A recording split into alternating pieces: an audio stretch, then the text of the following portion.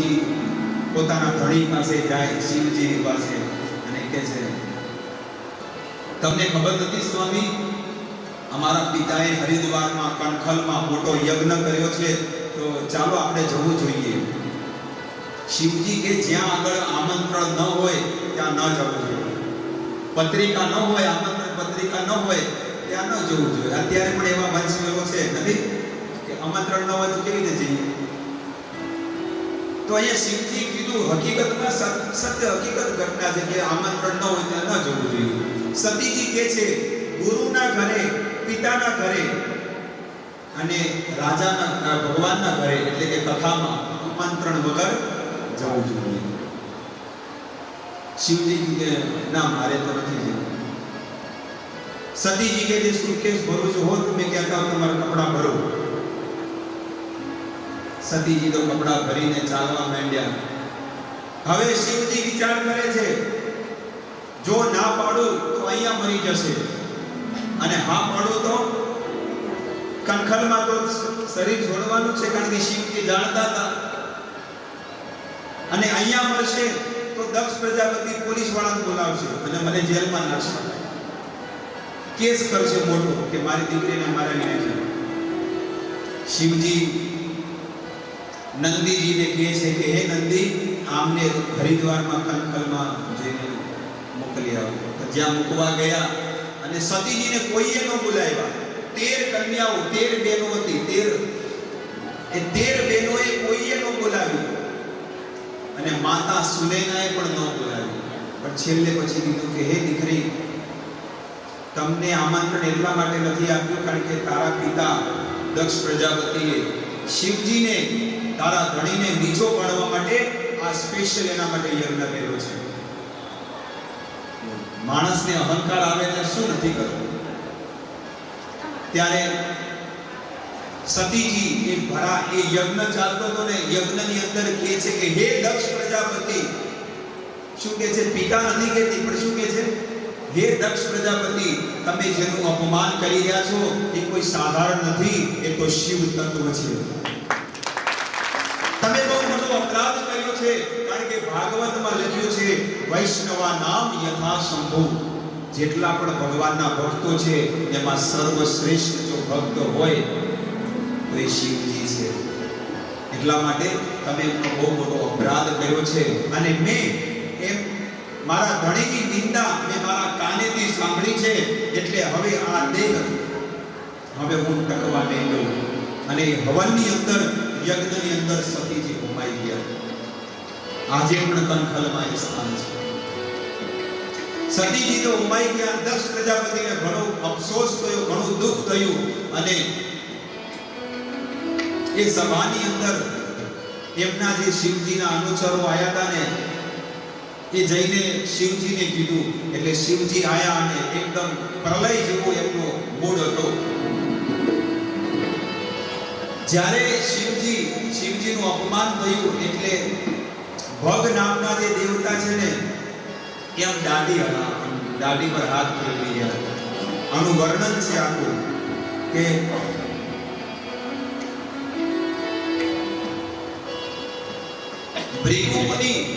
ભૃગુ ઋષિ મુનિ હતા ને, ભૃગુ મુનિ વારે વારે આમ દાઢી પર હાથ જમાઈને સસરા હારા ઝઘડા કરે છે, લડાઈ જાય છે. ભગ નામના દેવતા હતા, એ ડોળા કાઢી ગયા હતા કે વાહ બહુ સારું થઈ ગયું. ગામમાં પણ આવું હોય ને, આપણા ઘરમાં આજુબાજુ બધું લોકો બાયો હે ને બારીમાંથી દરવાજામાં જોવે ગયા, સારું થયું, આવું થવું જોઈએ. ગરબો હજી થાય તો હજી એક નારિયેળ વધેલું, એક થાળી નારિયેળ કરું. પુંસા નામના દેવતા એ દાંત કાઢી રહ્યા હતા, હસી રહ્યા હતા. જ્યારે ક્યાંક આવું થતું હોય ને તો હસવું ન જોઈએ. અને દક્ષ પ્રજાપતિનું તો માથું વાળી નાખ્યું. શિવજીએ ભૃગુ ઋષિ મુનિની દાઢી ખેંચી નાખી, અહીંયા લોહી નીકળવા માંડ્યું. ભગ નામના દેવતા ડોળા કાઢી નાખ્યા, 2 આંખ કરીને ડોળા બહાર, વગર ઓપરેશન, સીધા બહાર. ભગ નામના દેવતા અને પુંસા નામના દેવતા હસી રહ્યા હતા, વડામાં હાથ નાખીને 32 બહાર કાઢી નાખ્યું. જેમ આપણે નકલી હોય ને ઘણા ચોખ્ખું બેહાડીમાં છે બહાર કાઢે, પૂરેપૂરા અને દક્ષ પ્રજાપતિનું ડોકું માથું ઉડાડી દે. બ્રહ્માજી આવ્યા અને એ યુદ્ધને શાંત કરાવ્યું અને બધા લોકો એને શાંત કરાવીને બધાને મનની બધી ઈચ્છાઓ પૂર્ણ કરી. ભૃગુ મુનિની દાઢી છે ને એ નવી બનાવી. ભગ નામના દેવતા એને 2 આંખો નાખી. કુંસા નામના દેવતાને તો એક મિક્સર જ આપી દીધું કે જ્યુસ બનાવીને પીઓ. અને દક્ષ પ્રજાપતિને બકરાનું મોઢું લગાડ્યું. આવી રીતે આ ચતુર્સ્કંદની આ પહેલાના જે અધ્યાયો છે એ સમાપ્ત કરે છે અને આગળ ધ્રુવ મહારાજની કથા શ્રવણ કરાવે છે કે હવે પ્રિય વ્રતો ઉદ્દાન પાદો. મૈત્રેય ઋષિ મુનિ કહે છે કે હે વિદુરજી, બ્રહ્માજીના 2 દીકરા અને 3 દીકરી હતી. આકૃતિ, દેહૂતિ અને પ્રસૂતિ. કઈ 3 દીકરી છે? આકૃતિ, દેહૂતિ અને પ્રસૂતિ. અને 2 દીકરા હતા, પ્રિયવ્રત અને ઉદ્દાનપાદ. 2 સંતાન હતા. ત્યારે પહેલા ઉદ્દાનપાદની વાત કરે છે કે ઉદ્દાનપાદને 2 પત્ની હતી. પહેલી જૂની પત્ની હતી, એને કોઈ સંતાન નહોતું.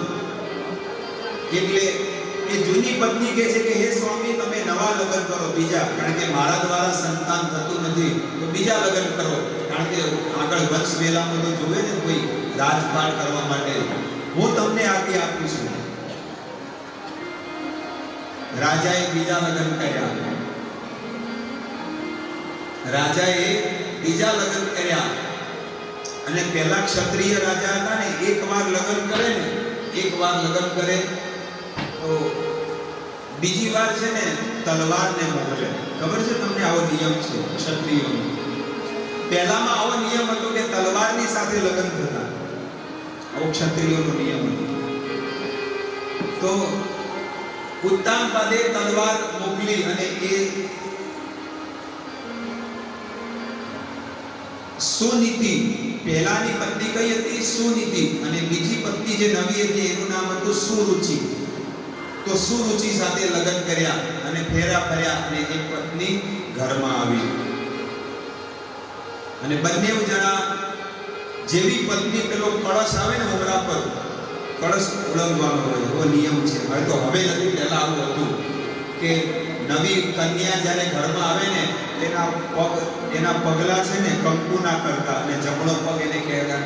આજે પણ બંગાળમાં છે, કલકત્તામાં આજે પણ એ નિયમ છે. આપણે ધીરે ધીરે બધો નિયમ જતો રહ્યો. પહેલા આટલે આગો ઉડતા, આટલું ધીરે ધીરે આટલે આવ્યા, પછી ઓંખો દેખાડવા મળ્યા, પછી હવે આટલે અહીંયા પીનો ભરાવા મળ્યા.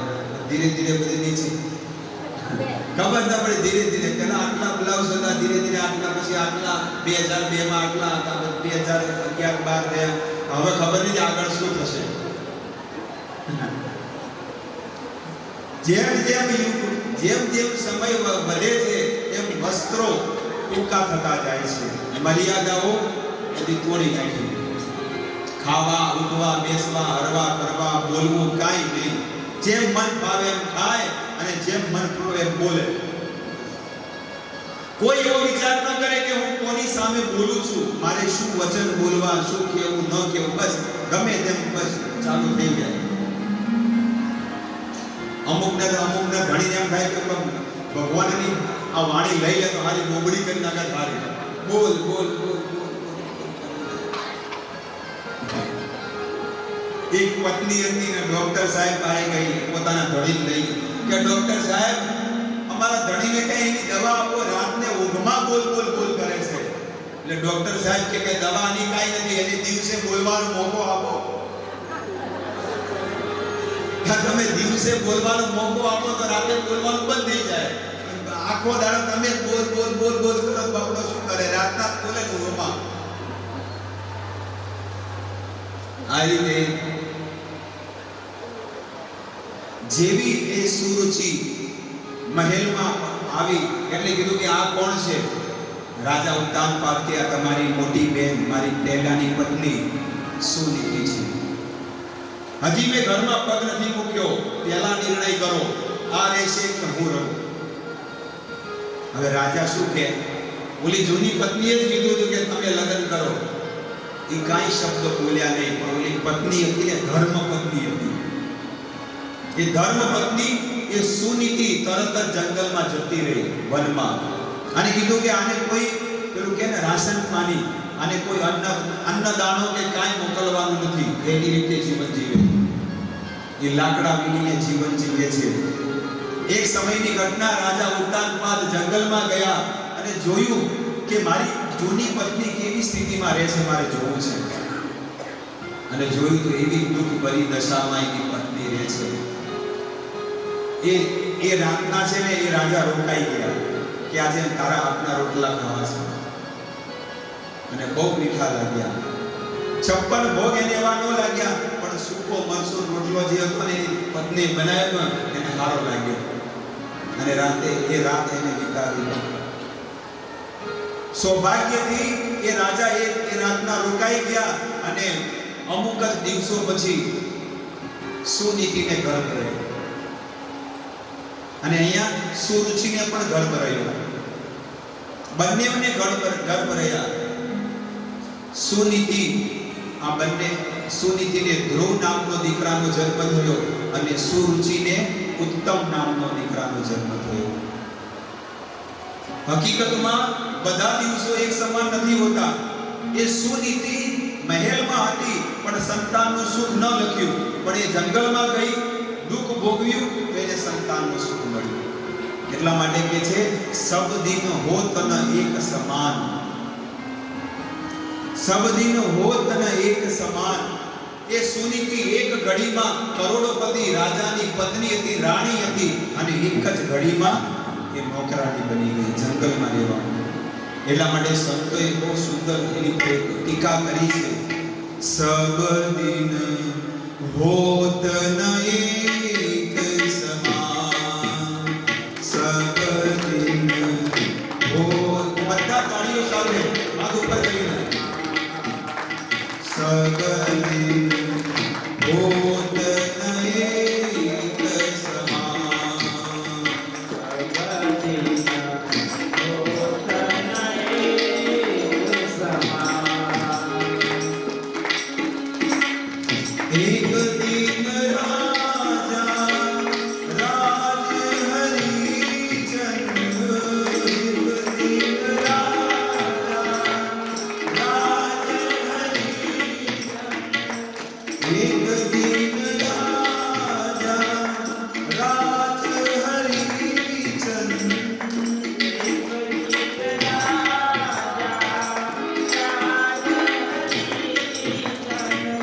સંપત્તિ મેરુ સમાન, હોત ન એક સમાન, સબ દિન હોત ન એક. બધા દિવસો એક સમાન નથી હોતા. ક્યારેક પૈસાવાળો બને, ક્યારે મૂર્ખપતિ બની જાય, ક્યારે રાજા હોય તો ક્યારે રંગ બની જાય. રાજા હરિશ્ચંદ્ર જે આખી પૃથ્વીના રાજા હતા, પણ એક જ ઘડીમાં એ ભિખારી બની ગયા. સપનામાં એને સપનું જોયું કે મેં રાજા, મેં વિશ્વામિત્રને આખી પૃથ્વી દાનમાં આપી દીધી. અને જ્યારે જાગ્યા ત્યારે પોતાના સિપાહીઓને કહે છે કે ઋષિમુનિને બોલાવો. સંકલ્પ કર્યો કે હે વિશ્વામિત્ર, આ આખી પૃથ્વી હું તમને દાનમાં આપું છું. રાજા, તમને દાન તો આપ્યું છે, પણ દક્ષિણા નથી આપી. તો દક્ષિણા આપો.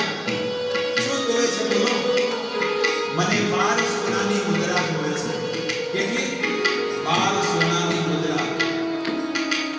તાળીઓ વગાડી અને કીધું, સિપાહીઓ 12 નહીં 200 સોનાની મુદ્રાઓ આપણા ખજાનામાંથી લેતા આવો. ત્યારે વિશ્વામિત્રને જે સાવધાન, રાજા હું તમને સાવધાન કરું છું. શું થયું? તમે હમણાં 2 ઘડી પહેલા આખી પૃથ્વી મને દાનમાં આપી, અને હવે આ દાન પૃથ્વીના બહારનું છે કે અંદરનું છે? એ પૃથ્વીના અંદરનું છે, તો એ સોનાના સિક્કા મારા છે. એક વાર દાન આપેલું બીજી વાર અપાય તો હવે શું કરવું? પૃથ્વીની બહાર જાઓ અને 12 સોનાની મુદ્રાઓ આપો. सब दिन होत नहीं समान। ताळीઓ સાથે બધા પાછળ કોઈ વગાડતું નથી તાળીઓ। एक दिन राजा राज हरिचंद्र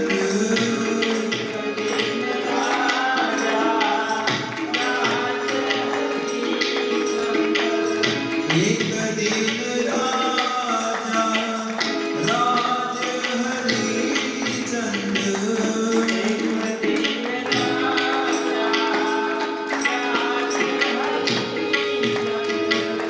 संपत्ति मेरो समान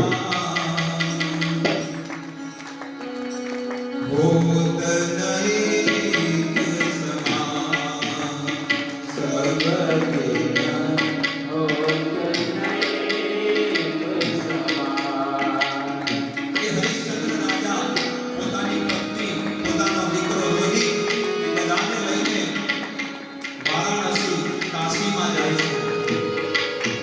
વિશ્વામિત્ર કે છે આ પૃથ્વીની બહાર નીકળીને કાશીમાં જાઓ અને 12 સોનાની મુદ્રાઓ લાવો ત્યારે તમારું દાન પૂર્ણ થશે। ત્યારે કાશીની બજારમાં એ રાજા હરિશ્ચંદ્ર વેચાવા માટે તૈયાર થઈ ગયો છે। કાશી નગર કે વાસીઓ સુન લો મેરી પુકાર, તમારી પુકાર સાંભળો, હું વેચાવા માટે તૈયાર છું। કોઈ મને 6 સોનાના સિક્કા આપે તો આખું જીવન હું દેવા માટે તૈયાર છું। એક જલ્લાદ સંસારમાં જલ્લાદે કીધું કે અહીંયા નોકરી ખાલી છે, તમે અહીંયા રહેવું હોય તો રહી શકો છો, તમને 6 સોનાના સિક્કા મળી જશે। બીજા માળીએ કીધું કે તમારી પત્ની અને તમારા છોકરાને હું રાખીશ અને બદલામાં 6 સોનાના સિક્કા આપીશ। 12 સોનાની મુદ્રાઓ વિશ્વામિત્રને આપી અને આખું જીવન વેચવા માંડ્યા। છે આવી કોઈને પરીક્ષા? આ ભગવાને આવી પરીક્ષા હરિચંદ્ર રાજાને દીધી। અને આપણે તો થોડી પરીક્ષા લેને તો અહીંયા આહુડા ગંગા જમના નીકળવા માંડે। 1 લાખ 2 લાખનું નુકસાન થઈ જાય તો બોલો ભક્તિ છોડી દે। આવા સંસારના જીવો છે। એ માળીના ત્યાં જ્યારે છોકરોને માં ફૂલ વીણતા હતા એ છોકરાને સાપ કરડી ગયો અને સાપ કરડી ગયો અને એ માં પોતાના છોકરાને ખોળામાં લઈ અને અગ્નિ સંસ્કાર કરવા જાય છે। આજે 4 જણા ઉપાડવા વાળા નથી, આટલું દુઃખ છે, કેટલું દુઃખ વેઠ્યું। અને હરિચંદ્ર રાજા કે ત્યાં શમશાનમાં જલ્લાદની નોકરી કરે છે। એમનામ કોઈને અગ્નિ સંસ્કાર કરવા દેવો નહીં, કાંઈ આપે તો અગ્નિ સંસ્કાર કરવા દેવો। એની પત્ની આવી કે આ છોકરાને સાપ કરડ્યો છે અને અગ્નિ સંસ્કાર કરવાના છે, પૈસા હોય તો આવો કે નહીં। સ્વામી તો તમારી પત્ની છું, મારા શેઠે કીધું છે કે જ્યાં સુધી બદલામાં કાંઈ વસ્તુ ન આપે ત્યાં સુધી કાંઈ અગ્નિ સંસ્કાર ન કરવા દે। પણ મારી પાસે છે શું? આ મંગળસૂત્ર તો છે, એ કાઢી આપી દો। આ તમારા સુહાગની છેલ્લી નિશાની છે સ્વામી, કાઢી નાખો, તમારી માટે હું મરી ગયો એટલું સમજી લેજો। અને એ હરિશ્ચંદ્ર એ પોતાની પત્નીના ગળામાં મંગળસૂત્રમાં હાથ નાખવા જાય એ જ સમયે બ્રહ્મા વિષ્ણુ અને મહેશ પ્રગટ થઈ ગયા અને ત્રણેય જણાએ આશીર્વાદ આપી દીધા કે હે હરિશ્ચંદ્ર, અમે તમારી ભક્તિથી પ્રસન્ન થઈ ગયા। અમે તો તમારી પરીક્ષા લેતા હતા કે તમારી ભક્તિ સાચી છે કે ખોટી છે, તમે ભક્તિમાં પાસ થઈ ગયા। માંગો શું જોવે છે? ત્યારે હરિશ્ચંદ્ર રાજા કહે છે કે હે સ્વામી, તમે મારી જે આવી કઠોર પરીક્ષા લીધી છે ને, કળયુગમાં આવી કોઈની ન લેતા કે તમારી કોઈ ભક્તિ નહીં કરે। અરે કળયુગમાં 10 રૂપિયા આપવા હોય ને, 10 રૂપિયા તો લોકોને નાની મળી જાય। આવું બલિદાન છે, આખી પૃથ્વી દાનમાં દેવાની। કોઈને એમ કીધું કે ચલો અહીંયા કથા છે કે મંદિર બને છે કે ઉત્સવ છે, તમારું કિંમતી ધન ભગવાનની સેવામાં લગાડો તો દરવાજા બંધ કરી દે. કથામાં આવશું એટલે આપશું. લોકો કેવું ગાલું બનાવે, કથામાં આવશું એટલે આપશું. કેટલા આયા ઓન ધ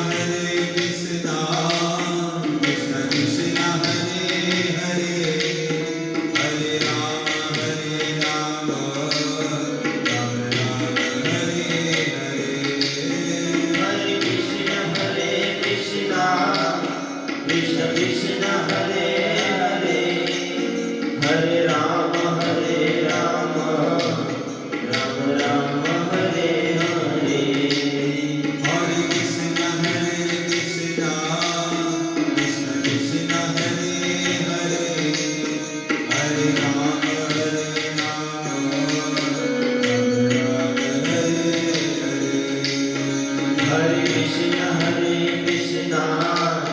Krishna Krishna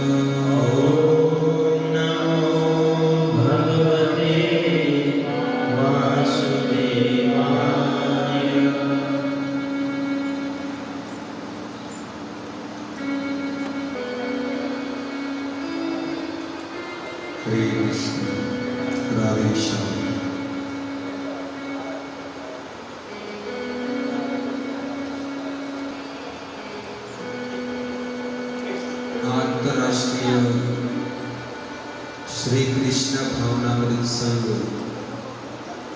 દ્વારા 7 દિવસીય ભાગવત સપ્તાહના આ પંચમ દિવસના દ્વિતીય સત્રની અંદર પધારેલા સમસ્ત વૈષ્ણવ ભક્તોનું હાર્દિક સ્વાગત કરીએ છીએ.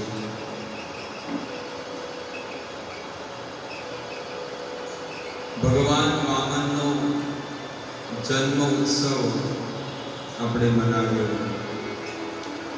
અને દરેક લોકોએ ભાગ લીધો ભગવાનના જન્મ દિવસ ઉત્સવની અંદર.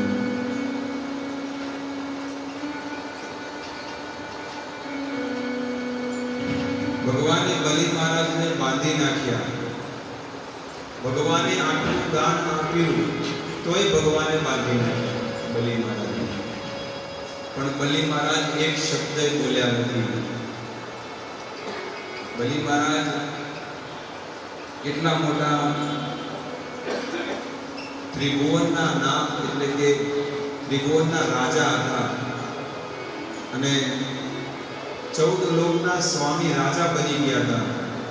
પણ જ્યારે ભગવાન આવ્યા એટલે એક શબ્દ પણ બોલ્યા નહીં અને ભગવાને જે કીધું એ બલિ મહારાજે કર્યું. દરેક જીવને દરેક જીવને ભગવાનના આદેશ પ્રમાણે જીવન જીવવું જોઈએ.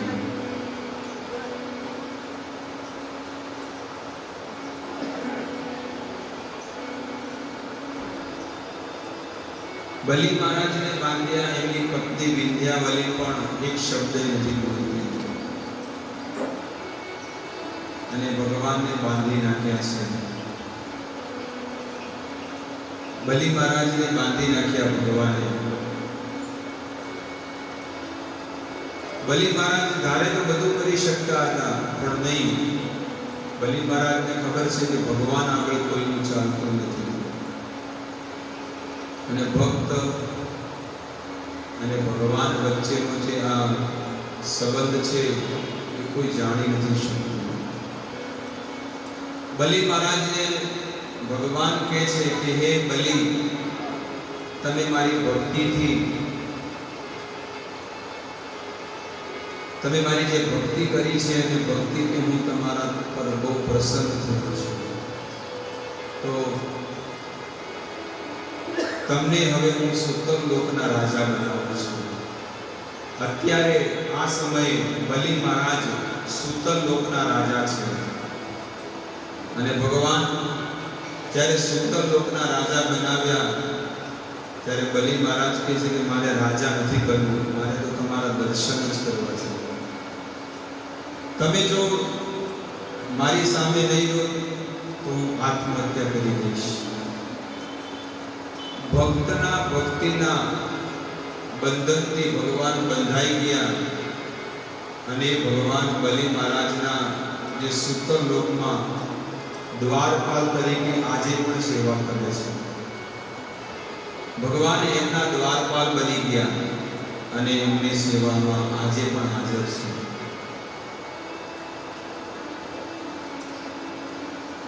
આ રીતે બલિ મહારાજની ભગવાન રક્ષા કરે છે. ઘણા લોકોનો પ્રશ્ન હોઈ શકે કે બલિ મહારાજ તો અસુર કુળના હતા, તો ભગવાને અસુરને કેમ મારી ના નાખ્યા, કેમ ભીખ માંગવા ગયા, અથવા તો કેમ યુદ્ધ કેમ ન કર્યું?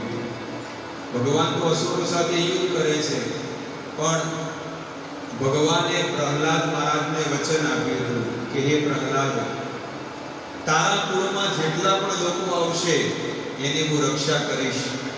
હું ભીખ માંગીશ પણ એની સાથે યુદ્ધ તો નહીં કરું. પ્રહલાદ મહારાજની ભક્તિથી એના વંશમાં જેટલા પણ આવ્યા ને ભગવાન એની રક્ષા કરી.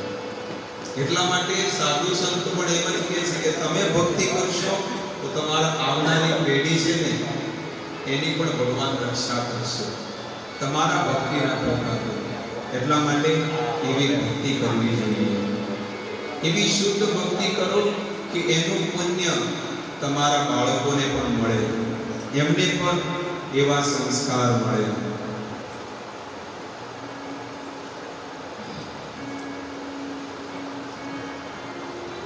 આ રીતે બલિ મહારાજ અને ભગવાન વામનનો આ પ્રસંગ અહીંયા પૂરો થાય છે. એના પછી સુખદેવ ગોસ્વામી નવમ સ્કંદની અંદર અમરીશ મહારાજનું ચરિત્ર કહે છે, સૂર્યવંશનું, કે કઈ રીતે સૂર્યવંશમાં બધા અલગ અલગ રાજાઓ થયા. સુખદેવજી રાજા પરીક્ષિતને કહે છે કે હે પરીક્ષિત, સૂર્યવંશમાં મનુ મહારાજના પુત્ર નભગ થયા અને તેમના પુત્ર નાભાગ થયા. નભગને 4 પુત્ર હતા અને આ ચારેય પુત્ર, એમાં સૌથી નાના પુત્ર જેનું નામ નાભાગ હતું, નભગના સૌથી નાના પુત્ર નાભાગ હતું એમનું નામ, અને એ ગુરુકુળમાં ભણવા ગયા. ત્યારે 3 ભાઈઓએ જેટલી પણ પિતાની સંપત્તિ હતી એ બધી વેચી વેચી દીધી, હરખે ભાગે વેચી દીધી, 3 ભાગે. અને નાભાગ જ્યારે પોતાના ઘરે આવ્યો ભણીને, ત્યારે નાભાગ કે તમે બધી મિલકત વેચી નાખી તો મારા ભાગે શું છે? તારા ભાગે પિતા મળ્યા છે. હરે કૃષ્ણ કૃષ્ણ કૃષ્ણ હરે હરે, હરે રામ રામ રામ હરે હરે. મારા ભાગમાં શું રાખ્યું? તારા ભાગમાં પિતા છે.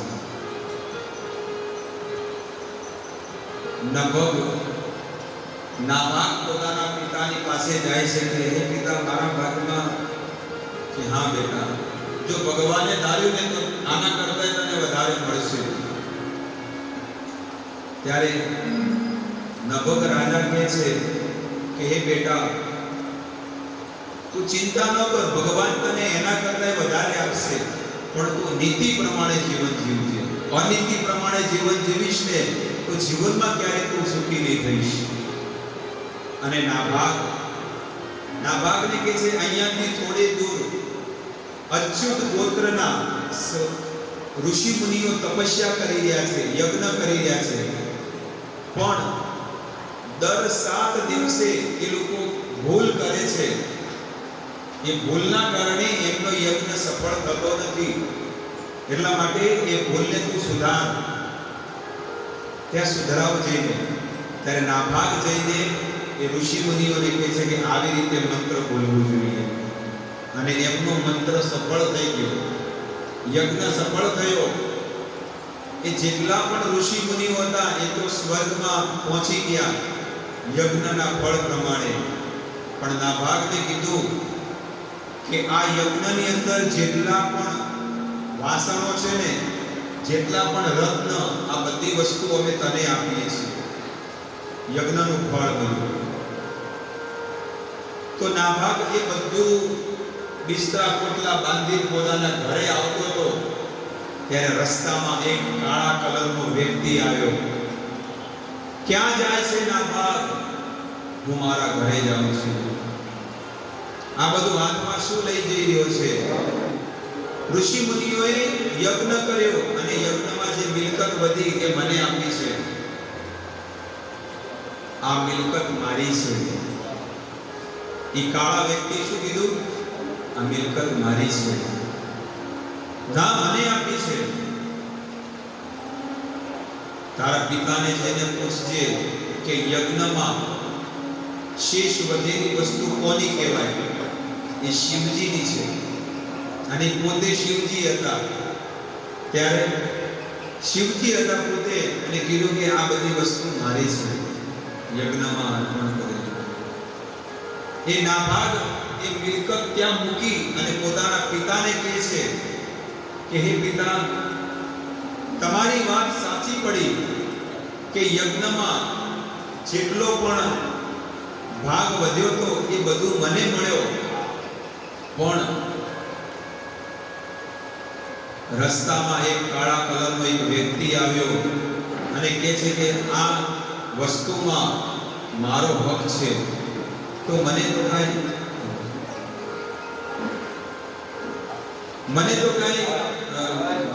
એમને કીધું કે આ યજ્ઞમાં અર્પિત કરેલ બધી વસ્તુ મારી છે, તો હે પિતા તમે કહો. ત્યારે નભગ રાજા કહે છે કે વાત સાચી છે કે યજ્ઞમાં અર્પણ કરેલી શેષ વસ્તુ એ શિવજીની છે, ભોળાનાથની છે. નાભાગ ફરીથી એ શિવજીની પાસે ગયો અને કીધું કે મારા પિતાએ જે વાત કરી એ સત્ય છે, આ બધું ધન તમારું છે, લઈ જાઓ તમે.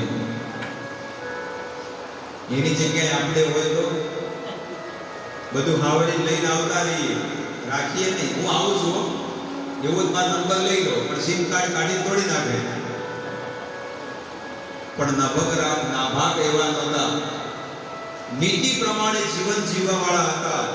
એટલે શિવજીએ બધું ધન આપી દીધું કે આ બધું ધન તું લઈ લે, તારે પેઢીઓની પેઢીઓ સુધી ખૂટશે નહીં એટલું ધન અને અનીતિ કરી હોત તો અનીતિ વાળું ધન ક્યારે નથી રહેતું અને નીતિ વાળું ધન આપણા જન્મો જન્માંતર સુધી રહેશે. આવું શાસ્ત્ર બતાવે છે. નાભાગને કહે છે કે હે નાભાગ બેટા, તે ધર્મપૂર્વક જીવન જીવ્યું છે અને તારા પિતાએ તને એવા સંસ્કાર આપ્યા છે, એટલે હું તને ધન પણ આપું છું અને સાથે સાથે નીતિ પ્રમાણે જીવન જીવવા માટે તને જ્ઞાન અને ભક્તિ પણ આપું છું. શિવજીએ જ્ઞાન આપી દીધું અને નાભાગ જ્યારે ઘરે આવ્યો, એમના 3 ભાઈઓએ અનીતિ કરી નથી. જમીનમાં ભાગ ન આપ્યો, ઘરમાં ભાગ ન આપ્યો, પણ આજે નાભાગને કરોડો લાખો કરોડો રૂપિયા મળી ગયા. કેમ? કારણ કે નીતિ પ્રમાણે જીવન જીવ્યું. એમણે નીતિ પ્રમાણે જીવન જીવ્યું. હરે કૃષ્ણ કૃષ્ણ કૃષ્ણ હરે હરે, હરે રામ રામ રામ હરે હરે. અને નાભાગના જ્યારે વિવાહ થયા તો એમને અંબરીશ મહારાજ નામના પુત્ર થયા.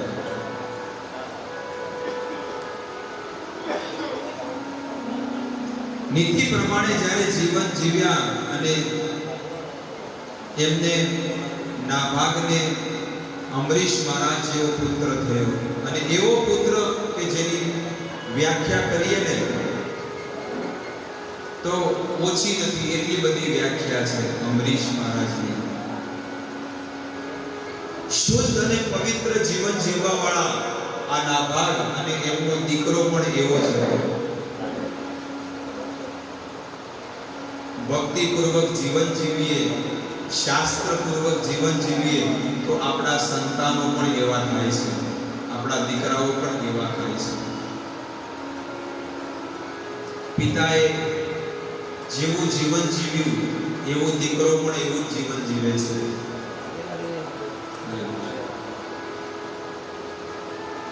અને એમને દીકરાનું નામ થયું અંબરીશ મહારાજ. અંબરીશ રાજાનું જીવન કેવું હતું? સવે મનઃ કૃષ્ણ પદાર વિંદયો વચાંસી વૈકુંઠ ગુણાન વર્ણને કરો હરે મંદિર માર્જનાદિષુ શ્રુતિમ ચકાર અચ્યુત તેજા. અંબરીશ મહારાજનું જીવન કેવું હતું? સવે એટલે કે સ એટલે કે ઈ વે. અંબરીશ રાજા કેવા હતા? એમનું મન કેવું હતું? મન કૃષ્ણ પદાર વિંદય. એમનું મન 24 કલાક ભગવાનમાં લાગેલું રહેતું. ભગવાનમાં 24 કલાક ભગવાનનું સ્મરણ કરતા હતા. 1-2 ગામના માલિક નતા, 1-2 જિલ્લાના માલિક નતા, 1-2 રાજ્યના માલિક નતા, પણ આખી પૃથ્વીના રાજા હતા. પણ કોઈ ટેન્શન નહીં, કોઈ ટેન્શન. આખી પૃથ્વીના રાજા, કેટલું બધું મોટું કામકાજ હોય, પણ એમને કોઈ પડી નથી. બસ 24 કલાક ભગવાનનું સ્મરણ કરે છે, કીર્તન કરે છે, ભગવાનનું નામ લે. સવારમાં વહેલા ઉઠે 3 વાગે અને 3 વાગે ઉઠી અને ભગવાનનું મંદિર સાફ કરે. કરો હરે, કરો એટલે કે હાથ, કરો હરે મંદિર માર્જનાદિષુ. એટલા મોટા રાજા. અને સંસારનું જીવનમાં ખાલી 2 મેમ્બર છે ઘરમાં, 2, પણ રાત દિવસ આ મગજ ખાલી થઈ ગયું છે. ચિંતામાં ને ચિંતામાં કે શું થશે, શું થશે, શું થશે. રાજાને કોઈ ચિંતા નથી. આખી પૃથ્વીના રાજા કોઈ ચિંતા નથી. માણસ અડધો થઈ ગયો ચિંતા કરવામાં. એક કવિ વૃંદાવનના તો કહે છે, ચિંતા ચિતા અપી ગરીયસી. ચિંતા અને ચિતામાં કોઈ અંતર નથી. ચિતામાં અને ચિંતામાં શું ફરક છે?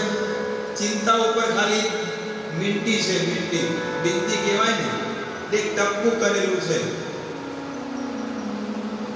ચિતા છે ને, ચિતા એ તો મરેલા માણસને મારે છે, પણ ચિંતા તો જીવતે જીવતા માણસને મારી દે છે. બસ બળતરા ચાલુ ચાલુ છે. અને એટલી બળતરા જેની વાત મત પૂછો, એટલી બળતરા આ જીવાત્માને છે. કાચા ચોખા હોય ને, કાચા ચોખા એ ધોઈને તમે મૂકી દો ને તો પાકી જાય, ચડી જાય, ગેસ ઉપર પકાવવાની જરૂર ન પડે. ચિંતા ચિતા આપી ગઈ હશે. ચિતા કરતા પણ ચિંતા બહુ બાળી નાખે. પેલા તો મરદાને બાળે, પણ આ જીવતે જીવતા માણસને બાળી નાખે. એટલી બધી ચિંતા બધા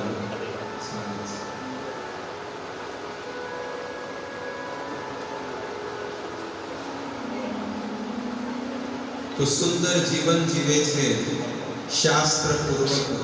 સવારમાં વહેલા ઉઠી અને ભગવાન માટે સેવા કરવી, ભગવાનના ભોગ બનાવવા. એટલા મોટા રાજા છે તો પછી નોકરોને ન કહી દે કે ભાઈ તમે મંદિર સાફ કરી દેજો, તમે ભગવાન માટે ભોગ બનાવી દેજો, તમે ભગવાનના વાગા બદલી દેજો, તમે ભગવાનની આરતી કરી દેજો. નહીં, અહીંયા આગળ લખ્યું છે સવે મન કૃષ્ણ પદાર વિંદયો વચાનસી વૈકુંઠ ગુણાનું વર્ણને. અને વાણીનો ઉપયોગ શેમાં કરતા? ભગવાનના ગુણ ગાવામાં. અંબરીશ રાજા કરો હરે મંદિર માર્જનાદિશુ.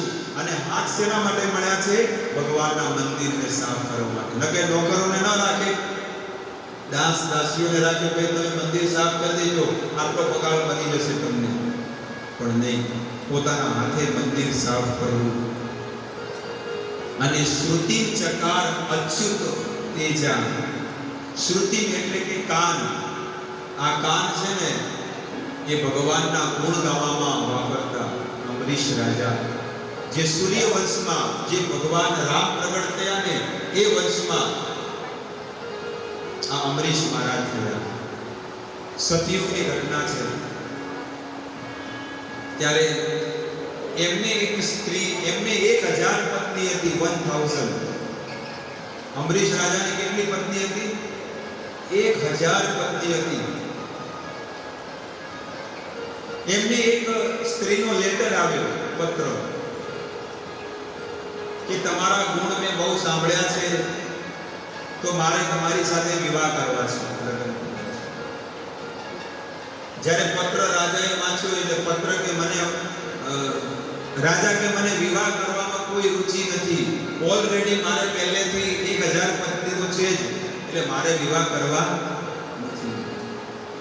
ઓલી સ્ત્રી કહે છે કે મારે ઇન્દ્રિયવૃત્તિ એટલે કે તમારી સાથે કોઈ ઇન્દ્રિયવૃત્તિ નથી કરવી, કે મારે કોઈ પતિનું સુખ નથી જોઈતું, કે નથી તો હું તમારું ધન જોઈને તમને કહેતી, પણ એક વસ્તુ છે, તમે ભગવાનની ભક્તિ કરો છો એટલે મારે તમારી સાથે પૈસાને જોઈને નથી આવતી, કે તમારી સાથે મારે ઇન્દ્રિય તૃપ્તિ નથી કરવી, પણ તમે ભગવાનની ભક્તિ કરો છો તો એક સ્ત્રીને ભક્તની સાથે લગ્ન કરવા જોઈએ, એટલે મારે તમારી સાથે વિવાહ કરવા છે. તો રાજાએ, પહેલાના રાજાઓ છે ને તલવાર મોકલતા. એક વખત વિવાહ થાય પછી બીજી વખત પોતે ન જાય, પણ શું કરે? પોતાની જે તલવાર હોય ને એને મોકલતા. તો રાજાએ તલવાર મોકલી અને એ સ્ત્રીએ પહેરા કરી ઘરે આવ્યા પાછા. પહેલાના તો લોકો છે ને તલવાર મોકલતા તોય ટકી જતા, તલવાર મોકલતા તોય ટકી જતા. હવે તો ડીજે લઈને જાય તોય નહીં ટકતા. કેટલી મોટી પાર્ટી રાખે, કેટલું આયોજન કરતા હોય, તો અઠવાડિયા ચડી કે પંચ ભેગું થયું હોય રામદેવ કોઈ બી જગ્યાએ. શું કરીએ? કોઈ બી હોટલમાં એવું નથી, જેને જે હોટલમાં સારું ખાવાનું મળે. પહેલા તલવાર મોકલતા તોય ટકી જતા, હવે મારા પર ટકતા જ નથી. 100 માંથી એવા નીકળે છે 50% નથી જમતું. પત્ની આવી અને એમનો જે શેડ્યુલ, એમનો જે નિયમ હતો ને બધું જાણી લીધો, કે રાજા કેટલા વાગે ઉઠે છે, શું કરે છે. રાજા 3 વાગે ઉઠે છે, તો આ પત્ની શું કર્યું? 1:30 વાગે ઊભી થઈ ગઈ. નાઈ ધોઈ સ્નાન કરીને જે મંદિર હતું એ મંદિરને સાફ સફાઈ કરી નાખ્યું, ભગવાનને વસ્ત્ર પહેરાવી દીધા, નવરાવી દીધા, ભગવાનને ભોગ લગાડી દીધો, કમ્પ્લીટ તૈયાર, આરતી કરીને કમ્પ્લીટ કરી નાખ્યું. અને 3 વાગે સ્વામી આયા, અમરીશ રાજા આયા અને જોયું તો આરતી ને સેવા ને પૂજા ને બધું 2 કલાકમાં બધું પતાવી દીધું. કોણે કર્યું આ બધું? આપણે હોય તો કે હાથ છૂટ્યા, છુટકારો મળ્યો આરતી કરવાનો, બરોબર ને?